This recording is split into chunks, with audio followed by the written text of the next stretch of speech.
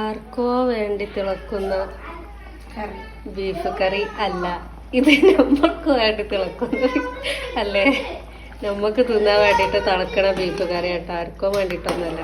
അപ്പൊ കറി റെഡി. ചോറ് അങ്ങനെ പറയില്ലേ, ചോറ് ഊറ്റിക്കൊണ്ടിരിക്കുന്നുണ്ട്. ഞങ്ങളെ പണിയൊക്കെ നേരെ വൈകി. അപ്പം സമയം ഇപ്പം എത്രയോ ആയി, 1:30 ആയി. അപ്പോഴാണ് ചോറും കൂട്ടാനും ആവണേ. അപ്പൊ ഇന്ന് ഫുള്ളു നേരം വൈകി. ഇന്നലത്തെ കൊറേ തിരുമ്പാനും വെയിലുണ്ടായില്ലോ, രാവിലെ തിരുമ്പാറങ്ങി. കൊറേ തിരുമ്പാണ്ടായിനി, ഉണക്കാണ്ടായിനി, കൊറേ ദിവസത്തെ ഉണക്കാണ്ടായിനി. അപ്പൊ അതൊക്കെ കൂടി ഇപ്പൊ നേരം വൈകി. ഇപ്പോഴാണ് ഞങ്ങളെ ചോറും കറി ആവണേ. അപ്പൊ ഇന്നലത്തെ ഗെറ്റ് റെഡി വിത്ത് മീ എല്ലാവർക്കും ഇഷ്ടപ്പെട്ടു എന്ന് വിചാരിക്കുന്നു.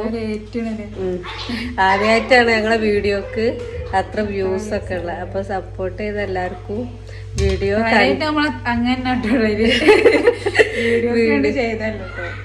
കണ്ടവർക്കൊക്കെ എന്താ പറയാ നന്ദില്ലേ. പിന്നെ എന്താ പറയാ, പിന്നെ എല്ലാരും ഒന്ന് സബ്സ്ക്രൈബ് ഒന്ന് മെല്ലെ തൊട്ടൊക്കെ അപ്പോൾ സബ്സ്ക്രൈബ് ചെയ്യുക, ലൈക്ക് ചെയ്യുക അല്ലേ, കമന്റ് ഇടുക ഒക്കെ ചെയ്യുക. അപ്പൊ ഇനി ഫുൾ വീഡിയോ നമ്മളെ ഐസായ വ്ളോഗിലുണ്ട് കേട്ടോ. അപ്പൊ അതൊക്കെ ഒന്ന് കേറി സെർച്ച് ചെയ്ത് നോക്കുക അല്ലേ.